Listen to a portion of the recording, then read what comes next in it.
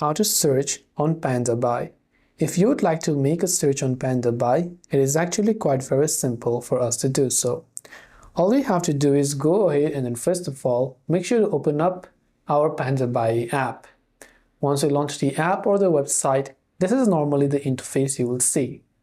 Now what you can do is, you can tap on the account icon from the bottom right and make sure that you log into your PandaBuy account. So you can log in with Google or Apple, or you can also enter your verification code manually over there. Once you're logged in, let's say you want to search for a specific product using their link or their product's name. At the very top, you can see a search bar.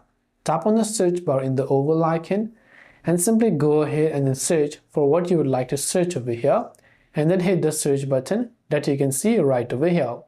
So once you hit accept, tap the search button and you will see all of the search related to your keywords.